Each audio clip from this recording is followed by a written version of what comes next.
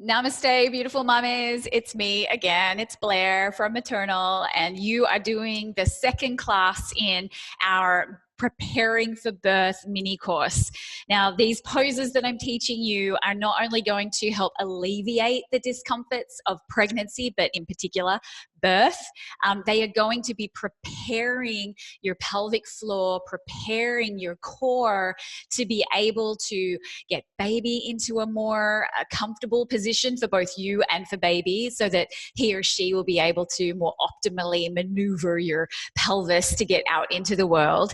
But regardless of how you intend to birth your baby, these poses are so incredibly powerful for helping your body to physically adjust to being pregnant. So as your body changes shape over 9 months, over 10 months, and then as you go into labor, you're going to use these poses to allow your anatomy to get stronger. So your pelvic floor is actually getting stronger. The layers in and around your pelvic floor of fascia, of ligaments, of tendons, they're all learning to get stronger and kind of adjust to your growing belly and baby. And then as you start to birth baby, as those contractions start, your cervix is opening and baby is coming into the world in some way, shape or form, you are going to be able to use these poses to move around the contractions, to alleviate the discomfort in some cases, but most importantly, to help baby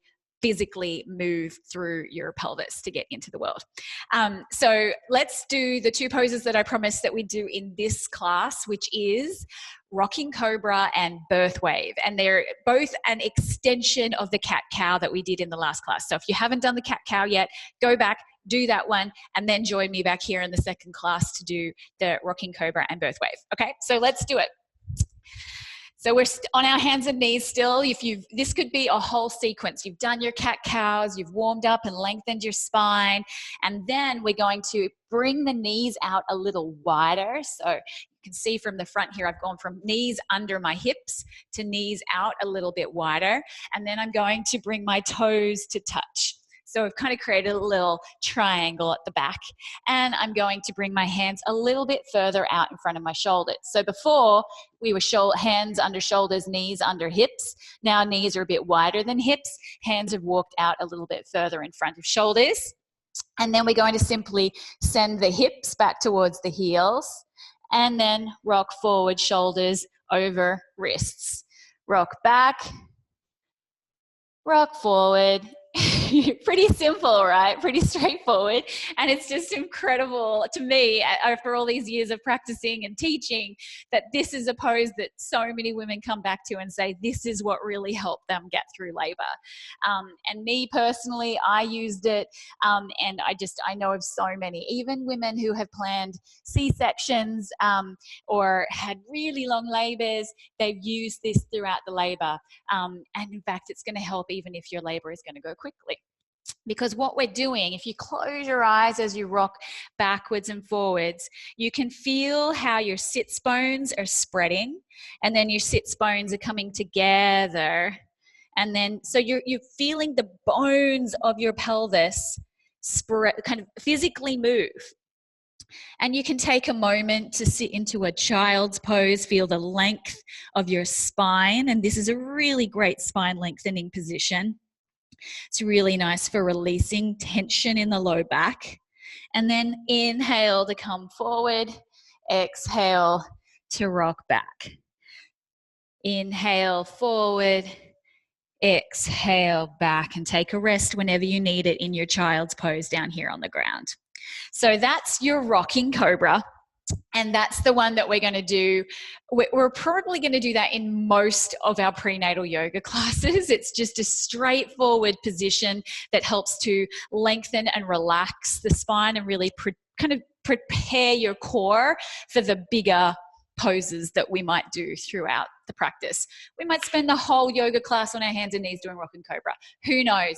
I know that when I was in labor, I did that rocking cobra for probably about 7 hours straight, and I would just take rests in between in that child's pose. So it's one that we want to practice. We want to have that shoulder strength. We want to have the arm strength. We want to have that muscle memory so that when we do go into labor and we can't think of, we can't think straight. We're not thinking with our frontal cortex. We're thinking more with our limbic and our mammalian brains, but we can talk about that more in another class. But so once we go into that instinctual movement, then just closing your eyes and being able to meditate as you rock backwards and forwards is a really powerful way to help baby navigate your pelvis, get through the birth canal. So the extension of this is birth wave, and this is one that my teacher taught me because she spent 20 years as a labour and delivery nurse and saw women actually doing this intuitively. Speaking of instincts, women she was observing were just doing this in labour, and she kind of then, as she became a prenatal yoga teacher, it kind of took that into the yoga context, and the birth wave was born.